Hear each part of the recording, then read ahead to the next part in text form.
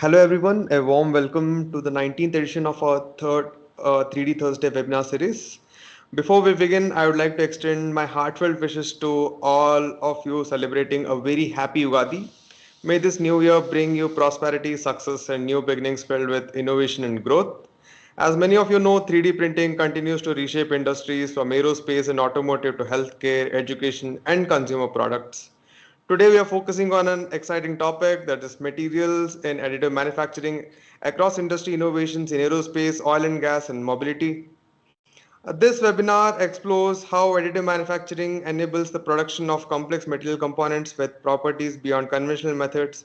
This talk highlights recent developments in AM-specific alloys such as M4P strategic AI and M4P resist AI, along with print optimized steels like M4P Type 13X, Type 62DX, and Type 10 SDX, and their application in aerospace, oil and gas, and mobility. We'd love for you to stay involved throughout this session while we have a dedicated Q&A session at the end.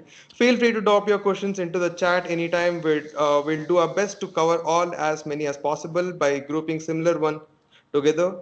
Your interest and intentions are what makes this session meaningful. A quick note, today's webinar is being recorded for learning purpose. By participating, you are agreeing to the recording and its distribution within our learning community.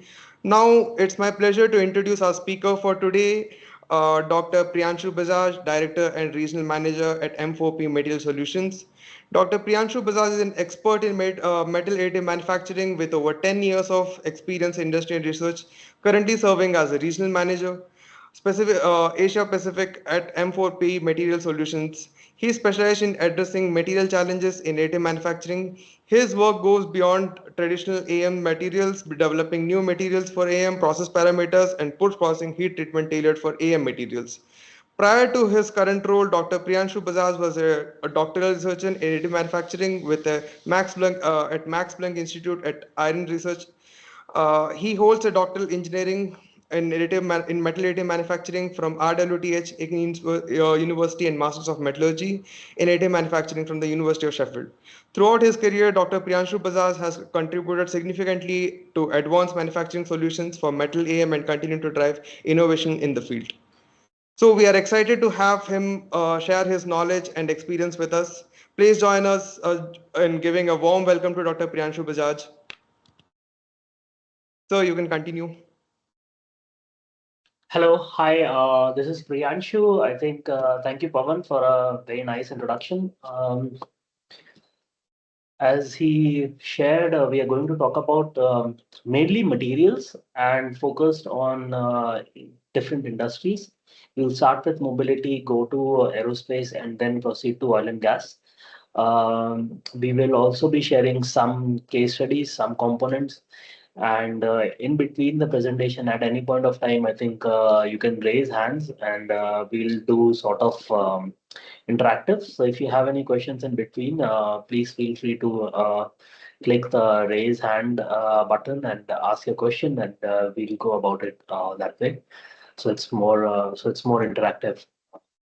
Of course, there will be time for questions at the end as well. So either way, with this background, let me share my screen with you. Can you see it? So, Okay. yes. So let's move forward then.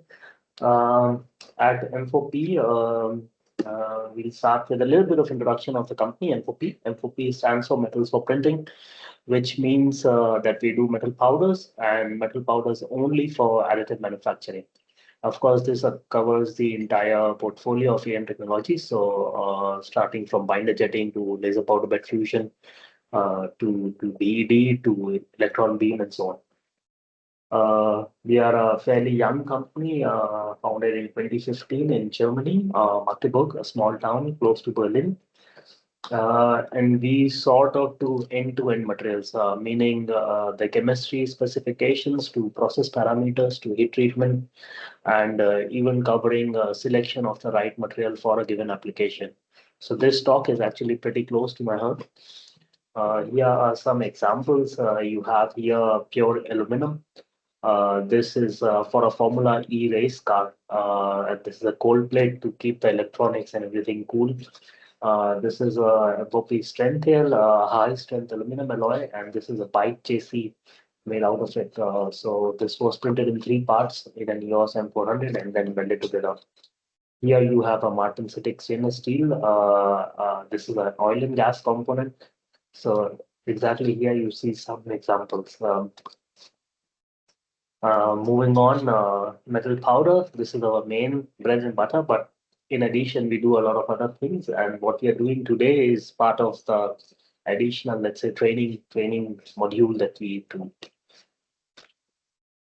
This is a glimpse into our portfolio. So you see it covers across families, and you will already notice that this is very wide. Um, I think we have one of the widest AM ready material portfolios, and this covers a lot of different aluminum alloys, copper, many varieties of steel. So stainless steel, tool steels, soft magnetic, even high temperature and refractory metals. Uh, Now let's get into our topic for today, and we start with mobility, right? So we here will talk about AM for mobility. This includes your cars, your bikes, and so on. And this is basically a glimpse of why AM for mobility, right? So this is a slide from Volvo, and what they say is that in the 1991s, it took 60 months to develop a new car model. 7 years later, you cut down 10 months, it was 50 months. Then in 2000s, you were at 40 months. And now at 2020s, you are at 20 months. And this is for a relatively older car company and an older car market. If you look at India, I think these timelines will be much shorter. So if you look at the timelines to develop a new car in India, EVs, I think it would be somewhere around 1 year or so. And this tells you that you need a lot of very fast prototypes coming in, a lot of design iterations happening very fast. And that is where AM comes into picture. But not just that. Even material wise, then when you're making all of these prototypes into AM, you want your materials to be very similar or same as they are going to be printed in or they're going to be produced in later. And you look for aluminum, you immediately see that at the moment we are normally using ALSI 10mg, but there is demand for more ALSI 7mg to make sure the properties are similar to cast materials, ALSI 9CO3, conventional casting grade, ADC 12. And then also for higher end cars, you need more high strength materials, for example, alloys for pistons and so on, engine components and so on, even sheet metals. So here you see two examples. This was in India actually. This was a motorbike, 3D printed 70% into aluminum, standard ALS at energy, nothing fancy, and it's doing quite well. It went across a cross country road, cross country tour, and is now in the market. I don't think the production model is being printed, but you see here what prototyping does and where we are. This was all our aluminum printed here in Bangalore. Then on the other end of spectrum, you have 3D printed engine parts. This is on a production model for the Porsche 911. These are all printed in high strength aluminum alloys, and these are production ready parts. These are going into production. Every car has this. Um, so you see two spectrums: a very high level of prototyping and a very high-end car, but production grade parts. Then you look at EVs, and you need to keep the electronics cool to push the performance. This is what a typical cold plate would look like. This is what you stick your controls, your battery to. and the job of the cold plate is to keep the temperature of the battery of your electronic parts low. And then you can, if you think about moving it to AM, and you can reduce the weight, reduce the, make it very compact, so you can fit everything in a very compact area, and you can print it in pure aluminum. This is a component that was printed in-house at M4P and is a very standard Formula E part. So many teams from Formula E are using this exact same part, of course, with different size, different shapes to fit their design, but it's now a more or less a standard part for Formula E cars, and has transitioned into certain high-end EVs as well. Then you can look at coppers. Here you have parts not going directly into an EV, but parts that are used to make parts for your automotive. So think about induction coils. These are used for heat treatment of many of your CV joint parts. So um, um, your transition parts, your transmission parts, your gears, and so on. All of these use these very specifically designed induction coils. These coils conventionally have been made by hand. As you would imagine, it's very hard to replicate, and the accuracy between coils is not so much. And there comes 3D printing with copper. Then again, you have heat exchangers. Like the aluminum, you also have these for with copper. Depending on your application, you can do either. And lastly, you have toolings. So again, not components, but then tools for standard parts, for making standard parts. Uh, and the big portions, of course, are cast. But then, so the green and yellow, they are always cast. They're much too large to be printed. But then you have these end bits, which are actually what is changing with design or different editions of a design. So you look at old, let's say, old Creta and new Creta, or the different variations. The larger form, the larger shape remains the same, but the finer details come from these smaller parts in orange. And these are parts that you can actually print nowadays. Also for production cars, for mass market cars. You can do it in many different materials, and this is where the material options comes into picture. Maybe the standard tool steel managing 3M300 or 2709 is not good enough for these, and this is where you need more specialized materials like H11, H13, and so on. I see a question here.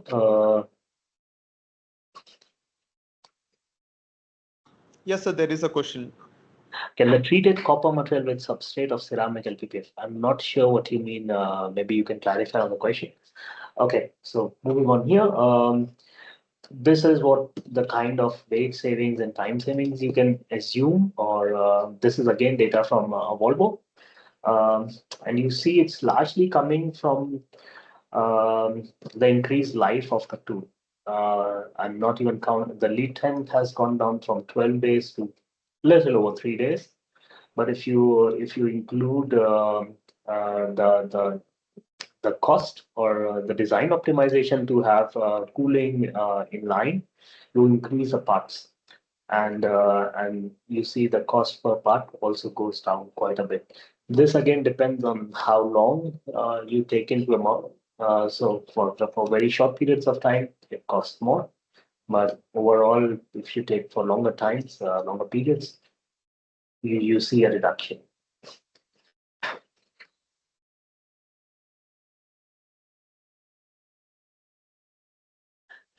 And this is all cost, by the way, calculated with European machines. And now you see the machine costs have gone down several folds with new machines coming from Amaze, from Intech, for many other local players.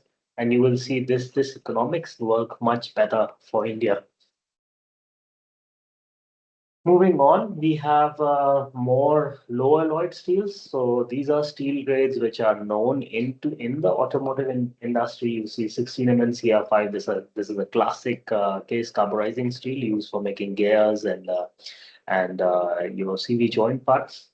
Or you have chrome moly steel, a typical quench hardened steel grade used for many different parts in automotive and industrial. Both of these we have optimized for AM, meaning there is a narrow window within the conventional window, which is where you can make it in AM, and this is what we have done. And 16 MnCr5 is actually our third most popular material in the world.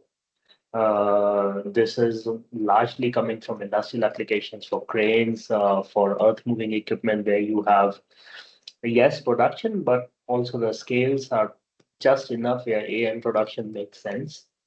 And you can optimize the shape and so on, which would be very hard to do via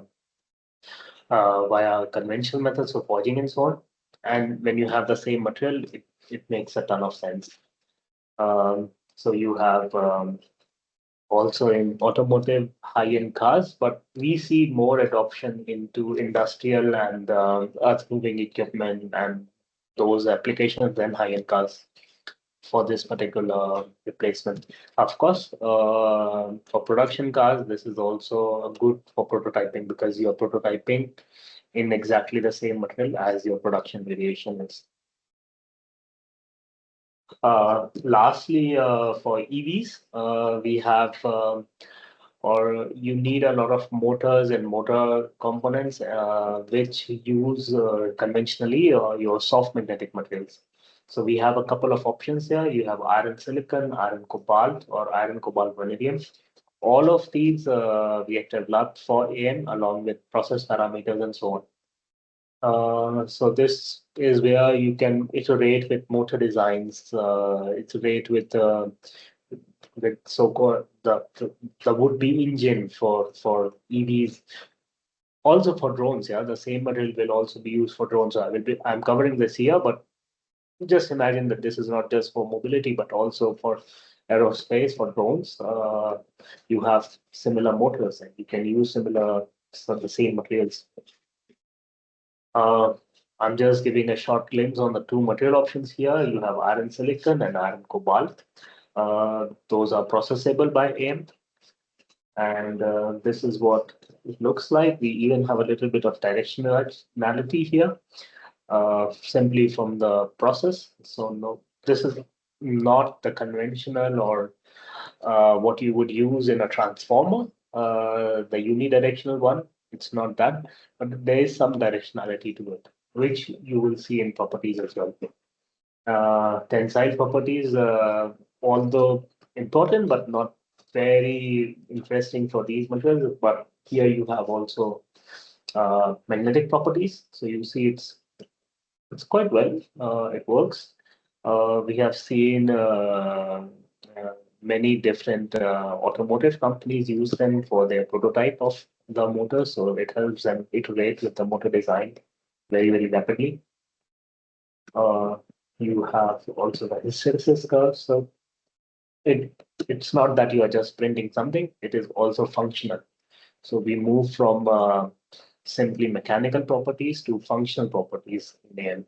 So this is the next step. Finally, and this is the last in automotive, is the sheet metal. So here you can imagine printing parts of bodies and printing it in 3D form and see how it looks like, and maybe do crash testing on this or whatever. Um, of course, with the size, this probably will have to be printed in smaller parts and welded together. But this is a classic sheet metal alloy, S355. Again, with minor composition adjustments, we have made it for AM.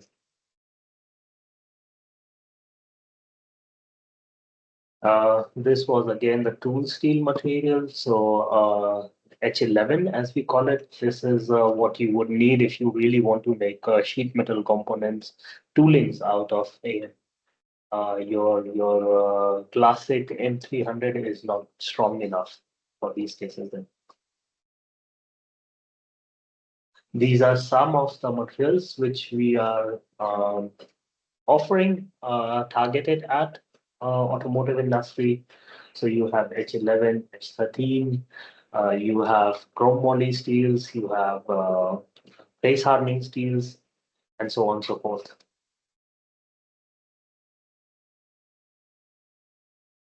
This is so for AN, for automotive, there is a move for some production parts, toolings, and also faster prototypes. For all of these, you need materials known, conventional materials normally to be developed for AM.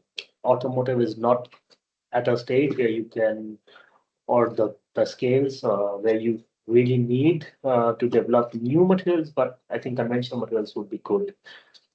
When it comes to high-end automotives, there is still scope where you can use some new materials, let's say for pistons and so on, engine components and so on. But even with the classic materials, there's a lot of scope for AM.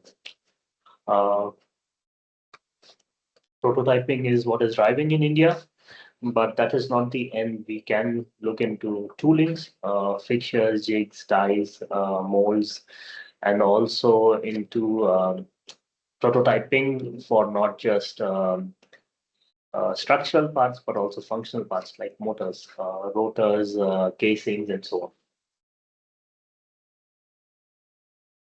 So with this, now let's move to more advanced mobility, aerospace. Here you are normally looking at aluminum alloys, and even their high strength aluminum alloys. So let's look at the problem with the classical aluminum alloys and why we cannot print them. So you have 2000 series alloys normally used for structural parts. You have 6000 and 7000 series alloys, which are high strength but also low density. These can also be used at slightly higher temperatures. 6000 and 7000 series are only for room temperature applications. So you see the evolution of these alloys and when they were introduced. So we started with the 2000 series alloys. They were a bit heavier. So you move to slightly lighter weight 7000 series alloys. And then you had 71 series alloys, which were also lighter, but the classic 7000 series alloys are only room temperature. These 7150s are lithium in there, so you can use it at a bit higher temperature, still not 2000 levels, but in between. Problem with all of these are none of these are suitable for printing. Why? In the conventional case, you have something like this as your starting point. So you have big precipitates on grain boundaries. You anneal them, solution annealing, so you dissolve everything, and then you do age hardening. And you form these very fine precipitates across, which is what gives these alloys their strength. Now, what happens when you make them by AN? So in conventional manufacturing, you have these EQX grains, but in AN, you have these elongated grains, large elongated grains. And when you have the initial precipitates, here you have many small ones, but here just because the grain boundaries are so few, you have large precipitates along the grain boundaries. What these do is they make the material crack. Once you have a crack along the grain boundary, it will grow. A crack once originated will grow, and once it starts growing, you have a material failure. Yeah, you cannot use this material. So how can we solve it? We basically need to break these long elongated grains into finer equiax grains. There are many ways to do it. Um, you can either have little third particles called as nucleons. So silica or zirconia, or there are many titanium diboride. There are many forms of ceramic particles of nucleons, and you add it to your powder, and it works. The problem with this is this is what the powder looks like when you do it. So you have the base powder, and you have powder which is coated with these secondary nucleants. Uh, just from the look of it, imagine when you are trying to do this multiple times. It works in R&D setup, or it works when you can afford to use the material only once. But when you have to do this multiple times, multiple reuses, you can imagine these second phase particles either debinding, or some particles having more, some having less. So basically, you have a situation where this is not uniform anymore, and not ideal for production. And this is where we come in with our solution to this, what we call as strength hair. And the idea was to make the nucleons from the first principle approach. So this is what the phase diagram looks like for a conventional high strength aluminum alloy. But then you have also some aluminum alloys which have a different phase diagram. So these are called peritectic alloys, or as we call it, aluminum alloys for printing. The difference here is you have liquid on top, and then you have a second phase particle plus liquid, and then you have then you have the base plus liquid, and then you have base plus precipitate.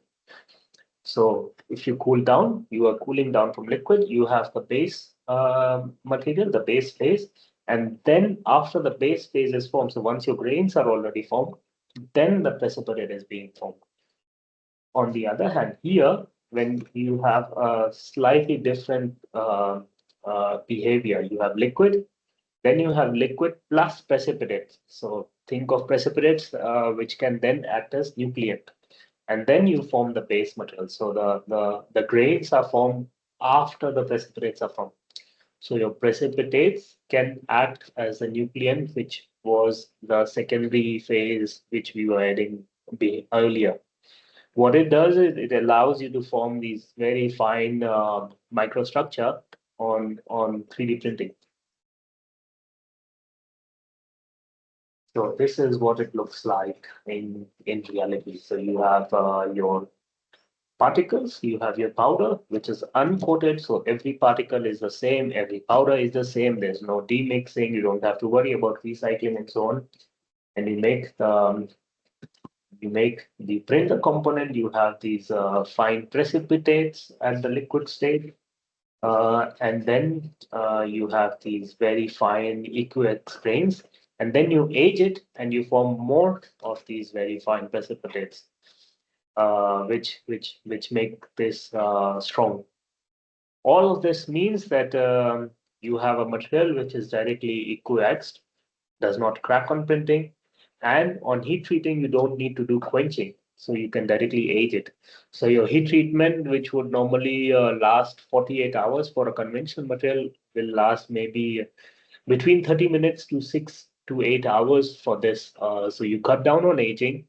You don't have to quench it, so you don't induce any additional stresses on the material, and you get a high strength material. You get a high strength alloy directly from printing.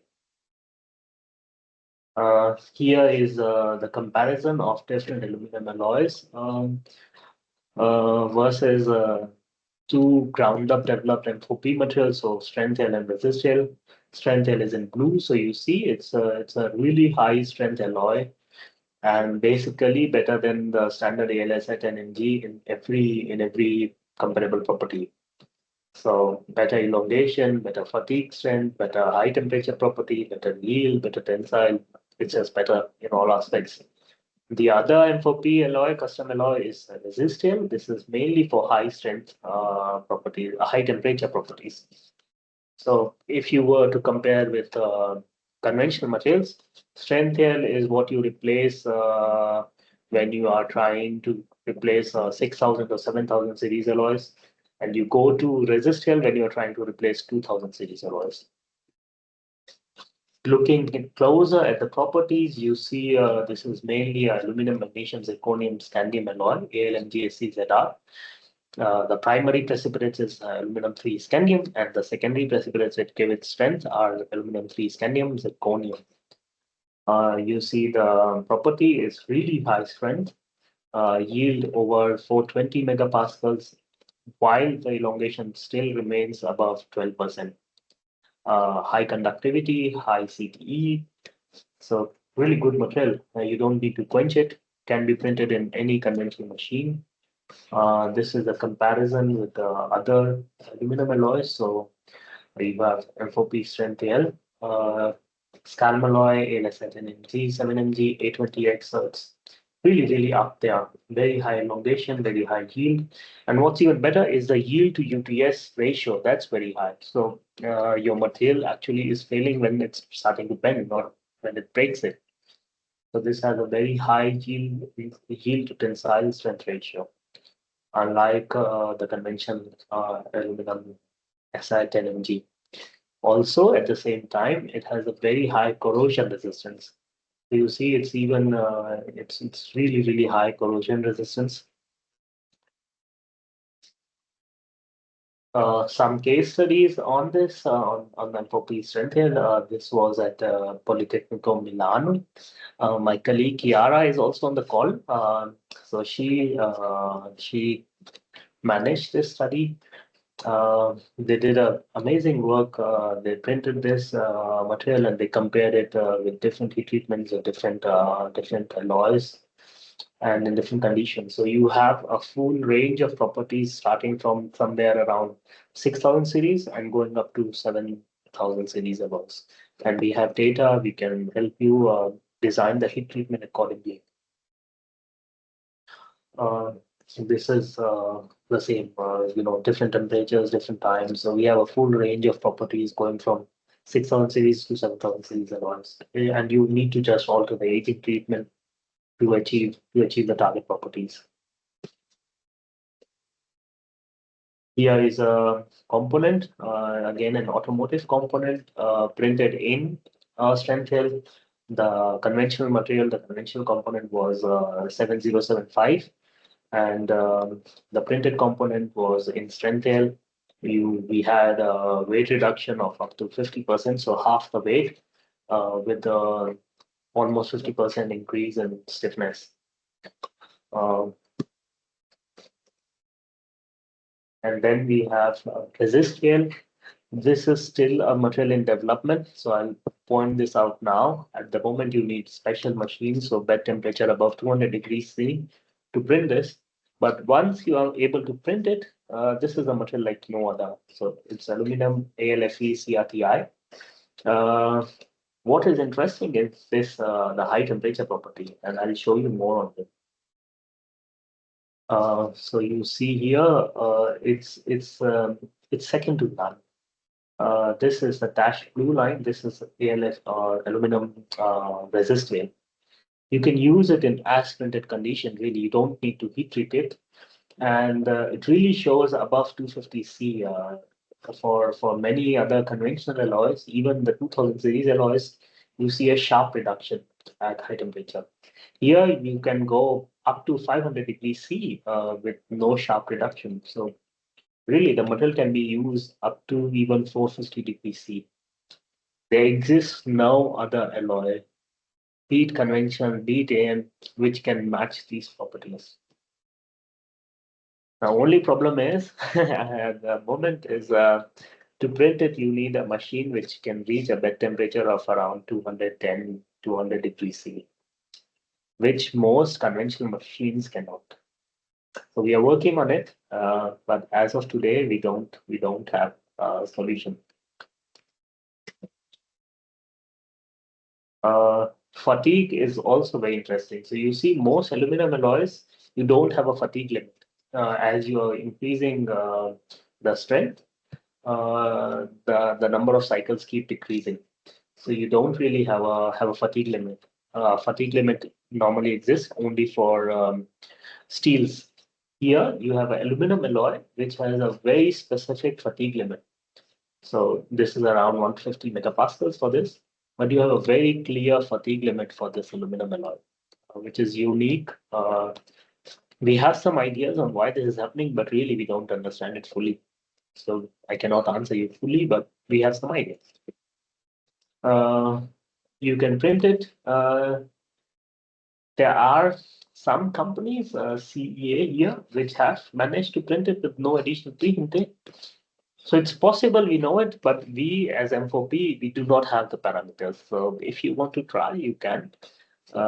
We know it can be printed reliably above 200 degrees C base plate, but from what we hear from our customers, there is also a possibility to print it in standard machines. We just don't know yet. So then pure aluminum, we discussed it earlier as well. I just wanted to point out that it exists here again to reiterate. Um, can be printed on any standard machines. We have the parameters. Very amazing material again from cold from heat exchanger cold plate applications. Lastly, just wanted to point out the other alloys used in aerospace. So you have a lot of nickel alloys, a lot of titanium alloys, but these are not new, so I did not want to cover it here. But just so you know. Moving to oil and gas now. Here we will normally mostly be talking about steels, although you do use nickel alloys a lot. So you will be using a lot of nickel 625, nickel 718 in oil and gas. But again, those are standard materials, so I'm not covering here. In steels, you are normally looking at corrosion resistance, but also tensile strength. And these are two properties which go hand in hand when we are talking of oil and gas, specifically your offshore applications. The two materials I'm going to be talking about is 13X. This is a martensitic stainless steel, a little bit better than 316L in many properties, especially strength. Not so much in corrosion, but strength to corrosion you have a managed there. Yeah, conventionally known as CA6NM or CX Plus, which is the corrosion resistant version of the classic tool steel 2709 on margin steel. So CX Plus, this is an M4P developed alloy. It's a corrosion resistant, high strength, medium strength alloy. It's a martensitic stainless steel. Oh, sorry, this is CX Plus. It's a marine steel, but which is corrosion resistant. So it can be polished and it is corrosion resistant. The chemistry is similar to your conventional to your conventional marine steel with some titanium to it, which is what provides it its strength. Classic application is molds and dies. You can imagine your molds and dies for parts where you need a very fine surface finish. So your toothbrush, for example, or into food industry, or pharma industry, or also in oil and gas. You see the properties are similar to your standard maraging steel, but again, this is corrosion resistant and polishable. We have a case study here, which is for a consumer good, actually knife. But because again, you need the similar properties, you needed it to be corrosion resistant, you needed it to be able to have its high hardness or to be able to manage its sharpness. Similar properties again you need for oil and gas. Then we have type 13X. This is a martensitic stainless steel, typically known as CA6NM or F6NM in the oil and gas industry. We had to develop the chemistry, the heat treatment, the process parameters then, and then the heat treatment to get the right microstructure for it.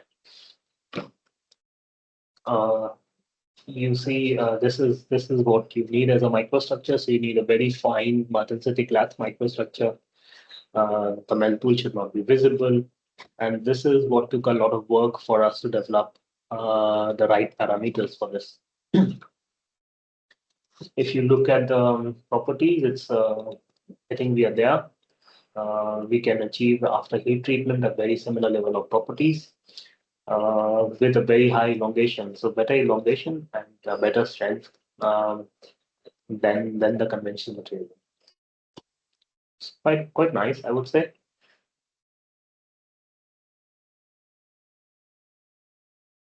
Here is some data again on the property side of it. This is a material where you need actually low hardness. Low hardness is better, especially in the oil and gas, because that is a requirement for sour gas application. You need the hardness below a certain level, and this is why we did a lot of work to reduce the hardness of this material. Then we have duplex and super duplex steels, again very well known in the oil and gas world. So the duplex steel we have is type 62DX. It's the classic 1.4462. Again, we have modified the chemistry a little bit, the process parameter to make it printable in M. Also, super duplex steel. This is type 10 SDX or 14410. Again, same thing, chemistry, process parameters, heat treatment, all had to be redeveloped, redesigned to achieve the properties similar to the conventional material. If you do the same heat treatment, you won't get it because the starting microstructure is very different. And then again, a lot of stainless steels are used in the oil and gas world. So we have, I would point out this one, 4828. This is a heat-resistant chrome nickel steel, can be used at very high temperatures, going up to 1000 degrees C. And then you have also ferritic stainless steel and martensitic stainless steels. Again, depending different use cases in oil and gas. Minor ones. Finally, concluding this talk, I would say that as we are moving in AM, I think teams from Wipro can attest to it that you are slowly moving from production from prototyping to production in AM. When that happens, your value of raw material goes high as a share. So you're not always redesigning, you're not always making a new part, but you're making the same part day in and day out. And that means the share of material cost will go up, projected to go up to 27%, 30, approximately 30% by the end of the decade. What this does is this allows you to develop new materials which are designed specifically for a specific working environment or a specific application. And there are two ways to do it. You can do ground up new materials, like we did with Strengthiel, with Resistiel, with CX Plus. So you can develop completely new materials which have been developed from first principles for AM, or you can adapt existing alloys. So what we did with Type 13X, with 2343, with CA6NN, with 16 MnCr5, with 42 CrMO4. So all of these grades were just redeveloped, super duplex steel, just redeveloped for AM, adapted for AM. But there's something more. We did not discuss it yet. Is the PSD. So a powder is not just the chemistry; it's also the morphology. And when we are going into production, we are seeing a lot more requests for even PSD being optimized, either to achieve higher productivity, either to achieve specific properties like surface finish. To give you a glimpse of what we are doing day in, day out, in the last month, not the last month, let's say since the beginning of 2026, we have developed 21 new items. We receive new requests every day. Every day I get two, three, four. I think Kiara, my colleague, also gets similar requests for new applications. Of course, we cannot achieve all of them. So I apologize for them. Maybe I received some requests from you also, but we have to select our battles. How we do it is we normally look at the business case. Is it purely an academic idea, or is there an actual application request demand for this? If there is, we look at the commercial justification. Does the cost, not for the custom one, but maybe when you go into production, does the cost justify the application? And the immediate requirement, the long-term potential for it, and that is how we make our decision. And here's a picture that you could see. These are all the new items developed in 2026, in January 2026. You will see a lot are the same chemistry, the same material, but different PhDs, and the innovation is in the PhD. But you will also see there are many new alloys, completely new alloys. Uh, so we do it all, and they are across applications for LPPF, for EPPF, for TED, for binder jetting. So across applications, across material families, and not just on chemistry. There's a lot of play happening on the PhD now. This is new for us also. So with this, I would like to thank you for your time for attending this.